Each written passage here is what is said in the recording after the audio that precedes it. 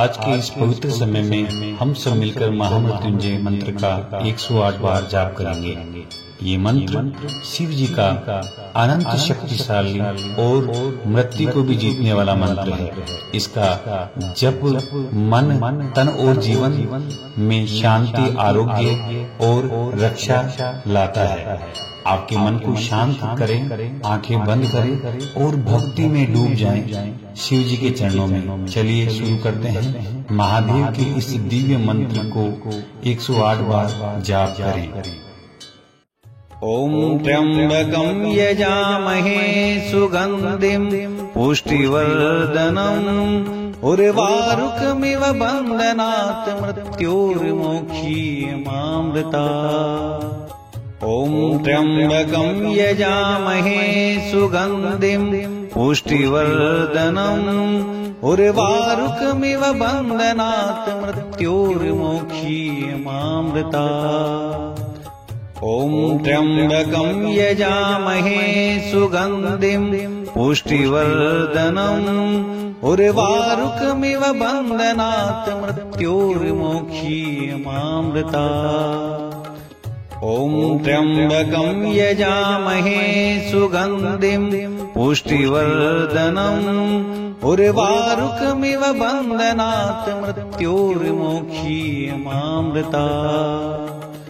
ओम त्र्यंबकं यजामहे सुगंधिं पुष्टिवर्धनम् उर्वारुकमिव बन्धनात् मृत्योर्मोक्षीयमामृतात्।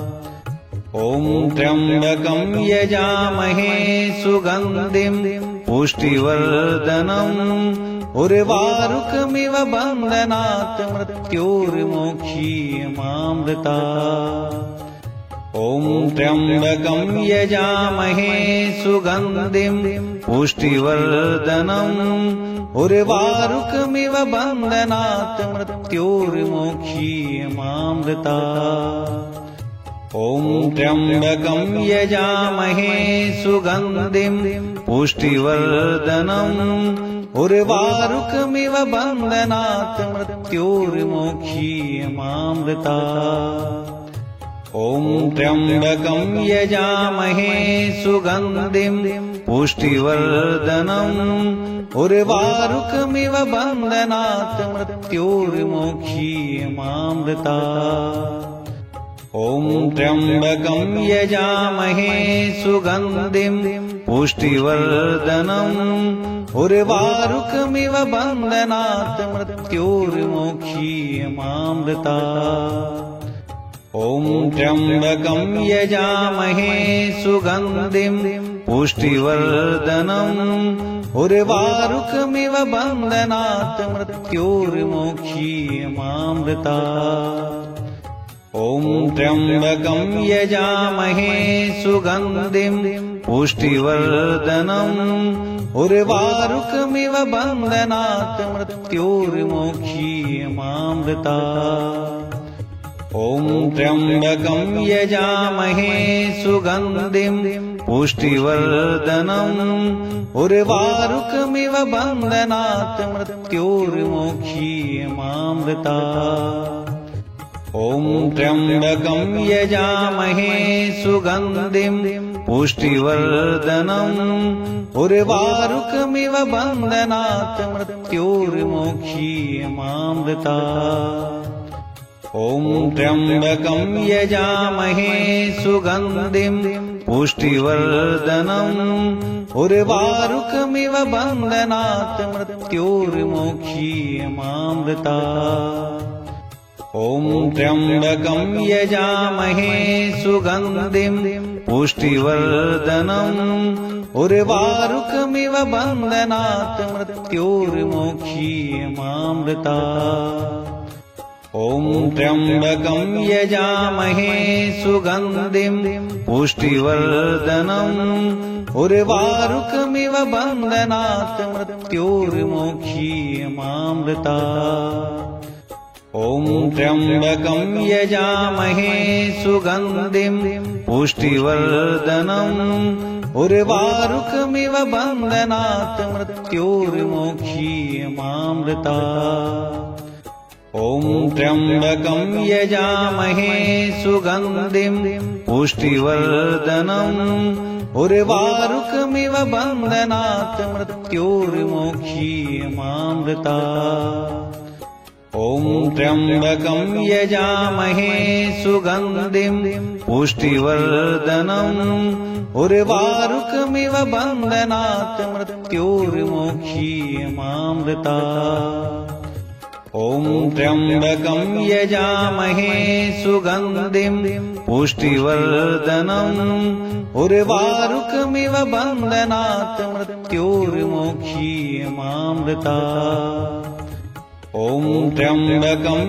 यजामहे सुगन्धिं पुष्टिवर्धनम् उर्वारुकमिव बन्धनात् मृत्योर्मोक्षीयमामृतात् ॐ त्र्यम्बकं यजामहे सुगन्धिं पुष्टिवर्धनम् उर्वारुकमिव बन्धनात् मृत्योर्मोक्षीयमामृतात् ॐ त्र्यम्बकं यजामहे सुगन्धिं पुष्टिवर्धनम् उर्वारुकमिव बन्धनात् मृत्योर्मोक्षीयमामृतात् ॐ त्र्यम्बकं यजामहे सुगन्धिं पुष्टिवर्धनम् उर्वारुकमिव बन्धनात् मृत्योर्मोक्षीयमामृतात् ॐ त्र्यम्बकं यजामहे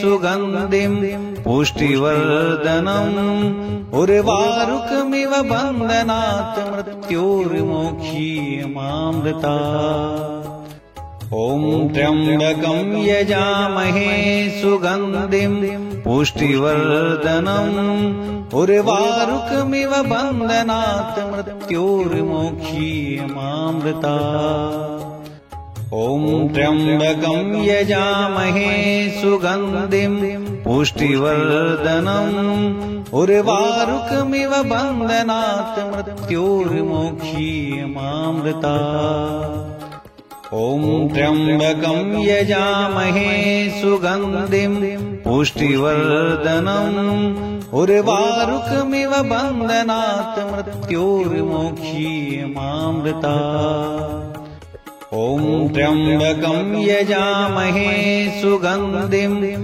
पुष्टिवर्धनम् उर्वारुकमिव बन्धनात्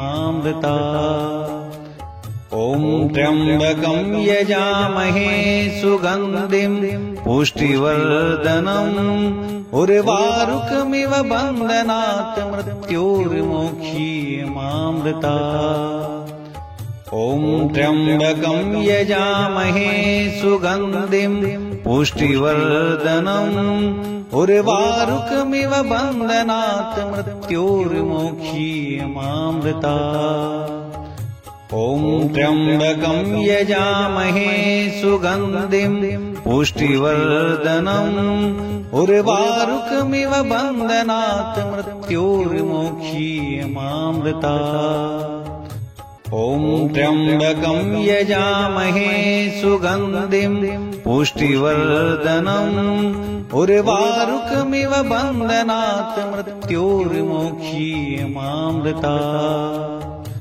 ॐ त्र्यम्बकं यजामहे सुगन्धिं पुष्टिवर्धनम् उर्वारुकमिव बन्धनात् मृत्योर्मोक्षीयमामृतात् ॐ त्र्यम्बकं यजामहे सुगन्धिं पुष्टिवर्धनम् उर्वारुकमिव बन्धनात् मृत्योर्मोक्षीयमामृतात् ॐ त्र्यम्बकं यजामहे सुगन्धिं पुष्टिवर्धनम् उर्वारुकमिव बन्धनात् मृत्योर्मोक्षीयमामृतात् ॐ त्र्यम्बकं यजामहे सुगन्धिं पुष्टिवर्धनम् उर्वारुकमिव बन्धनात् मृत्योर्मोक्षीयमामृतात् ॐ त्र्यम्बकं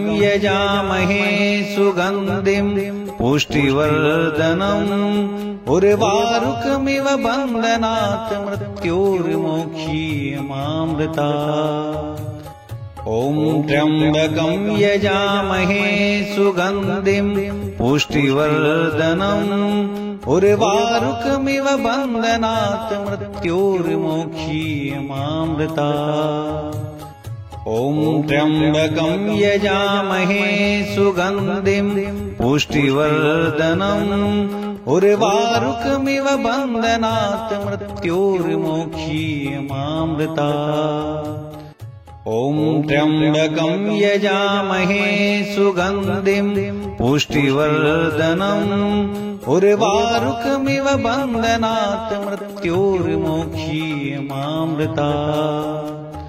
ॐ त्र्यम्बकं यजामहे सुगन्धिं पुष्टिवर्धनम् उर्वारुकमिव बन्धनात् मृत्योर्मोक्षीयमामृतात्।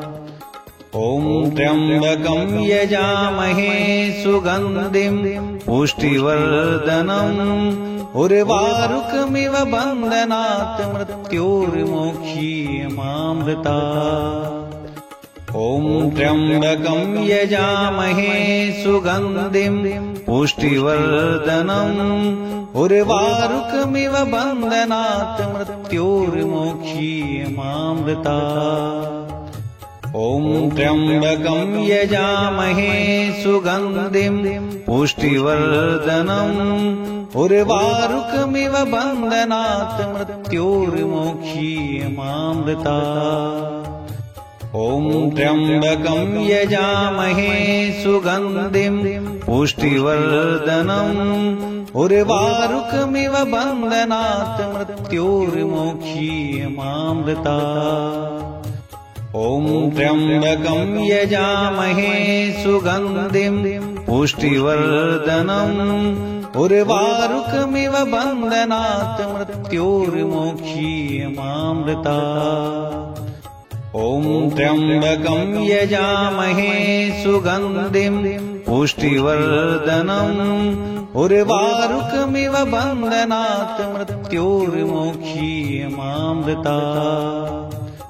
ॐ त्र्यम्बकं यजामहे सुगन्धिं पुष्टिवर्धनम् उर्वारुकमिव बन्धनात् मृत्योर्मोक्षीयमामृतात्। ॐ त्र्यम्बकं यजामहे सुगन्धिं पुष्टिवर्धनम् उर्वारुकमिव बन्धनात् मृत्योर्मोक्षीयमामृतात्। ॐ त्र्यम्बकं यजामहे सुगन्धिं पुष्टिवर्धनम् उर्वारुकमिव बन्धनात् मृत्योर्मोक्षीयमामृतात्। ॐ त्र्यम्बकं यजामहे सुगन्धिं पुष्टिवर्धनम् उर्वारुकमिव बन्धनात् मृत्योर्मोक्षीयमामृतात्। ॐ त्र्यम्बकं यजामहे सुगन्धिं पुष्टिवर्धनम् उर्वारुकमिव बन्धनात् मृत्योर्मोक्षीयमामृतात्। ॐ त्र्यम्बकं यजामहे सुगन्धिं पुष्टिवर्धनम् उर्वारुकमिव बन्धनात् मृत्योर्मोक्षीयमामृतात्। ॐ त्र्यम्बकं यजामहे सुगन्धिं पुष्टिवर्धनम् उर्वारुकमिव बन्धनात् मृत्योर्मोक्षीयमामृतात्। ॐ त्र्यम्बकं यजामहे सुगन्धिं पुष्टिवर्धनम् उर्वारुकमिव बन्धनात् मृत्योर्मोक्षीयमामृतात्। ॐ त्र्यम्बकं यजामहे सुगन्धिं पुष्टिवर्धनम् उर्वारुकमिव बन्धनात् मृत्योर्मोक्षीयमामृतात्। ॐ त्र्यम्बकं यजामहे सुगन्धिं पुष्टिवर्धनम् उर्वारुकमिव बन्धनात् मृत्युर्मोक्षीयमामृतात्। ॐ त्र्यम्बकं यजामहे सुगन्धिं पुष्टिवर्धनम् उर्वारुकमिव बन्धनात् मृत्युर्मोक्षीयमामृतात्। ॐ त्र्यम्बकं यजामहे सुगन्धिं पुष्टिवर्धनम् उर्वारुकमिव बन्धनात् मृत्युर्मोक्षीयमामृतात्। ॐ त्र्यम्बकं यजामहे सुगन्धिं पुष्टिवर्धनम् उर्वारुकमिव बन्धनात् मृत्युर्मोक्षीयमामृतात्।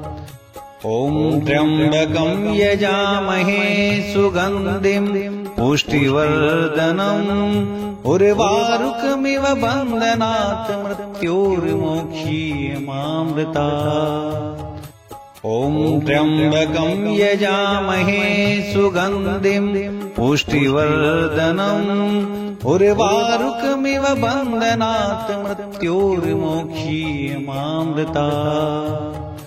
ॐ त्र्यम्बकं यजामहे सुगन्धिं पुष्टिवर्धनम् उर्वारुकमिव बन्धनात् मृत्युर्मोक्षीयमामृतात्। ॐ त्र्यम्बकं यजामहे सुगन्धिं पुष्टिवर्धनम् उर्वारुकमिव बन्धनात् मृत्युर्मोक्षीयमामृतात्। ॐ त्र्यम्बकं यजामहे सुगन्धिं पुष्टिवर्धनम् उर्वारुकमिव बन्धनात् मृत्युर्मोक्षीयमामृतात्। ॐ त्र्यम्बकं यजामहे सुगन्धिं पुष्टिवर्धनम् उर्वारुकमिव बन्धनात् मृत्युर्मोक्षीयमामृतात्। ॐ त्र्यम्बकं यजामहे सुगन्धिं पुष्टिवर्धनम् उर्वारुकमिव बन्धनात् मृत्युर्मोक्षीयमामृतात्। ॐ त्र्यम्बकं यजामहे सुगन्धिं पुष्टिवर्धनम् उर्वारुकमिव बन्धनात् मृत्युर्मोक्षीयमामृतात्। ॐ त्र्यम्बकं यजामहे सुगन्धिं पुष्टिवर्धनम् उर्वारुकमिव बन्धनात् मृत्युर्मोक्षीयमामृतात्। ॐ त्र्यम्बकं यजामहे सुगन्धिं पुष्टिवर्धनम् उर्वारुकमिव बन्धनात् मृत्युर्मोक्षीयमामृतात्। ॐ त्र्यम्बकं यजामहे सुगन्धिं पुष्टिवर्धनम् उर्वारुकमिव बन्धनात् मृत्युर्मोक्षीयमामृतात्। ॐ त्र्यम्बकं यजामहे सुगन्धिं पुष्टिवर्धनम् उर्वारुकमिव बन्धनात् मृत्युर्मोक्षीयमामृतात्।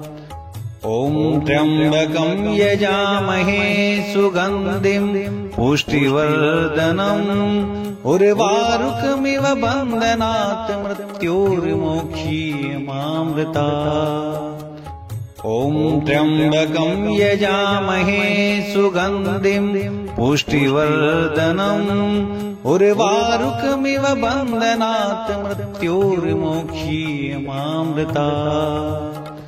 ॐ त्र्यम्बकं यजामहे सुगन्धिं पुष्टिवर्धनम् उर्वारुकमिव बन्धनात् मृत्युर्मोक्षीयमामृतात्। ॐ त्र्यम्बकं यजामहे सुगन्धिं पुष्टिवर्धनम् उर्वारुकमिव बन्धनात् मृत्युर्मोक्षीयमामृतात्। ॐ त्र्यम्बकं यजामहे सुगन्धिं पुष्टिवर्धनम् उर्वारुकमिव बन्धनात् मृत्योर्मोक्षीयमामृतात्। ॐ त्र्यम्बकं यजामहे सुगन्धिं पुष्टिवर्धनम् उर्वारुकमिव बन्धनात् मृत्योर्मोक्षीयमामृतात्। ॐ त्र्यम्बकं यजामहे सुगन्धिं पुष्टिवर्धनम् उर्वारुकमिव बन्धनात् मृत्योर्मोक्षीयमामृतात्। ॐ त्र्यम्बकं यजामहे सुगन्धिं पुष्टिवर्धनम् उर्वारुकमिव बन्धनात् मृत्योर्मोक्षीयमामृतात्। ॐ त्र्यम्बकं यजामहे सुगन्धिं पुष्टिवर्धनम् उर्वारुकमिव बन्धनात् मृत्योर्मोक्षीयमामृतात्। ॐ त्र्यम्बकं यजामहे सुगन्धिं पुष्टिवर्धनम् उर्वारुकमिव बन्धनात् मृत्योर्मोक्षीयमामृतात्। ॐ त्र्यम्बकं यजामहे सुगन्धिं पुष्टिवर्धनम् उर्वारुकमिव बन्धनात् मृत्योर्मोक्षीयमामृतात्। ॐ त्र्यम्बकं यजामहे सुगन्धिं पुष्टिवर्धनम् उर्वारुकमिव बन्धनात् मृत्योर्मोक्षीयमामृतात्। ॐ त्र्यम्बकं यजामहे सुगन्धिं पुष्टिवर्धनम् उर्वारुकमिव बन्धनात् मृत्योर्मोक्षीयमामृतात्। ॐ त्र्यम्बकं यजामहे सुगन्धिं पुष्टिवर्धनम् उर्वारुकमिव बन्धनात् मृत्योर्मोक्षीयमामृतात्। ॐ त्र्यम्बकं यजामहे सुगन्धिं पुष्टिवर्धनम् उर्वारुकमिव बन्धनात् मृत्योर्मोक्षीयमामृतात्। ॐ त्र्यम्बकं यजामहे सुगन्धिं पुष्टिवर्धनम् उर्वारुकमिव बन्धनात् मृत्योर्मोक्षीयमामृतात्। ॐ त्र्यम्बकं यजामहे सुगन्धिं पुष्टिवर्धनम् उर्वारुकमिव बन्धनात् मृत्योर्मोक्षीयमामृतात्। ॐ त्र्यम्बकं यजामहे सुगन्धिं पुष्टिवर्धनम् उर्वारुकमिव बन्धनात् मृत्योर्मोक्षीयमामृतात्। ॐ त्र्यम्बकं यजामहे सुगन्धिं पुष्टिवर्धनम् उर्वारुकमिव बन्धनात् मृत्योर्मोक्षीयमामृतात्। ॐ त्र्यम्बकं यजामहे सुगन्धिं पुष्टिवर्धनम् उर्वारुकमिव बन्धनात् मृत्योर्मोक्षीयमामृतात्। ॐ त्र्यम्बकं यजामहे सुगन्धिं पुष्टिवर्धनम् उर्वारुकमिव बन्धनात् मृत्योर्मोक्षीयमामृतात्। ॐ त्र्यम्बकं यजामहे सुगन्धिं पुष्टिवर्धनम् उर्वारुकमिव बन्धनात् मृत्योर्मोक्षीयमामृतात्। ॐ त्र्यम्बकं यजामहे सुगन्धिं पुष्टिवर्धनम् उर्वारुकमिव बन्धनात् मृत्योर्मोक्षीयमामृतात्। ॐ त्र्यम्बकं यजामहे सुगन्धिं पुष्टिवर्धनम् उर्वारुकमिव बन्धनात् मृत्योर्मोक्षीयमामृतात्। ॐ त्र्यम्बकं यजामहे सुगन्धिं पुष्टिवर्धनम् उर्वारुकमिव बन्धनात् मृत्योर्मोक्षीयमामृतात्। ॐ त्र्यम्बकं यजामहे सुगन्धिं पुष्टिवर्धनम् उर्वारुकमिव बन्धनात् मृत्योर्मोक्षीयमामृतात्। ॐ त्र्यम्बकं यजामहे सुगन्धिं पुष्टिवर्धनम् उर्वारुकमिव बन्धनात् मृत्योर्मोक्षीयमामृतात्। ॐ त्र्यम्बकं यजामहे सुगन्धिं पुष्टिवर्धनम् उर्वारुकमिव बन्धनात् मृत्योर्मोक्षीयमामृतात्। ॐ त्र्यम्बकं यजामहे सुगन्धिं पुष्टिवर्धनम् उर्वारुकमिव बन्धनात् मृत्योर्मोक्षीयमामृतात्। ॐ त्र्यम्बकं यजामहे सुगन्धिं पुष्टिवर्धनम् उर्वारुकमिव बन्धनात् मृत्योर्मोक्षीयमामृतात्। ॐ त्र्यम्बकं यजामहे सुगन्धिं पुष्टिवर्धनम् उर्वारुकमिव बन्धनात् मृत्योर्मोक्षीयमामृतात्। ॐ त्र्यम्बकं यजामहे सुगन्धिं पुष्टिवर्धनम् उर्वारुकमिव बन्धनात् मृत्योर्मोक्षीयमामृतात्। ॐ त्र्यम्बकं यजामहे सुगन्धिं पुष्टिवर्धनम् उर्वारुकमिव बन्धनात् मृत्योर्मोक्षीयमामृतात्। ॐ त्र्यम्बकं यजामहे सुगन्धिं पुष्टिवर्धनम् उर्वारुकमिव बन्धनात् मृत्योर्मोक्षीयमामृतात्। ॐ त्र्यम्बकं यजामहे सुगन्धिं पुष्टिवर्धनम् उर्वारुकमिव बन्धनात् मृत्योर्मोक्षीयमामृतात्। ॐ त्र्यम्बकं यजामहे सुगन्धिं पुष्टिवर्धनम् उर्वारुकमिव बन्धनात् मृत्योर्मोक्षीयमामृतात्। ॐ त्र्यम्बकं यजामहे सुगन्धिं पुष्टिवर्धनम् उर्वारुकमिव बन्धनात् मृत्योर्मोक्षीयमामृतात्। ॐ त्र्यम्बकं यजामहे सुगन्धिं पुष्टिवर्धनम् उर्वारुकमिव बन्धनात् मृत्योर्मोक्षीयमामृतात्। ॐ त्र्यम्बकं यजामहे सुगन्धिं पुष्टिवर्धनम् उर्वारुकमिव बन्धनात् मृत्योर्मोक्षीयमामृतात्। ॐ त्र्यम्बकं यजामहे सुगन्धिं पुष्टिवर्धनम् उर्वारुकमिव बन्धनात् मृत्योर्मोक्षीयमामृतात्। ॐ त्र्यम्बकं यजामहे सुगन्धिं पुष्टिवर्धनम् उर्वारुकमिव बन्धनात् मृत्योर्मोक्षीयमामृतात्।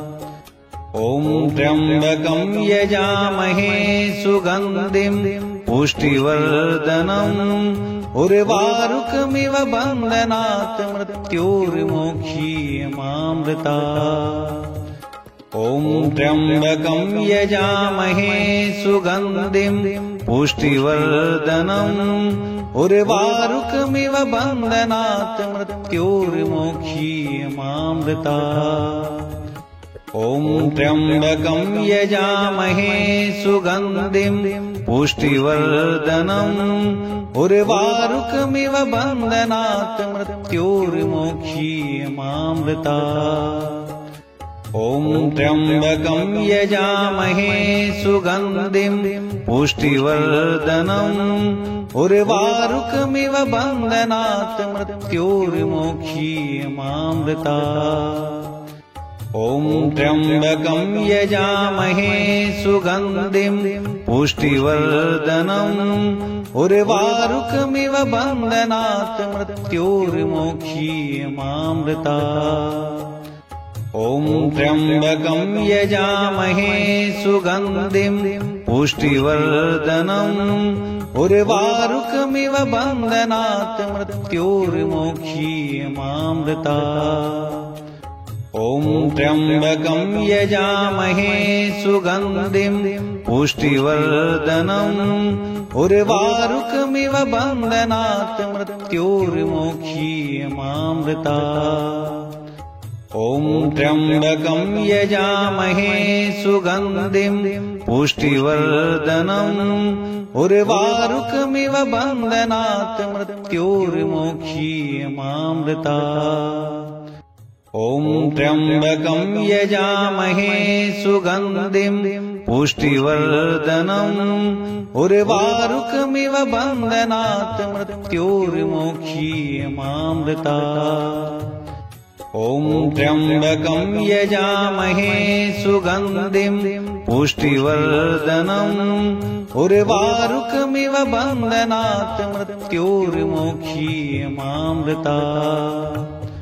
ॐ त्र्यम्बकं यजामहे सुगन्धिं पुष्टिवर्धनम् उर्वारुकमिव बन्धनात् मृत्योर्मोक्षीयमामृतात्। ॐ त्र्यम्बकं यजामहे सुगन्धिं पुष्टिवर्धनम् उर्वारुकमिव बन्धनात् मृत्योर्मोक्षीयमामृतात्। ॐ त्र्यम्बकं यजामहे सुगन्धिं पुष्टिवर्धनम् उर्वारुकमिव बन्धनात् मृत्योर्मोक्षीयमामृतात्। ॐ त्र्यम्बकं यजामहे सुगन्धिं पुष्टिवर्धनम् उर्वारुकमिव बन्धनात् मृत्योर्मोक्षीयमामृतात्। ॐ त्र्यम्बकं यजामहे सुगन्धिं पुष्टिवर्धनम् उर्वारुकमिव बन्धनात् मृत्योर्मोक्षीयमामृतात्।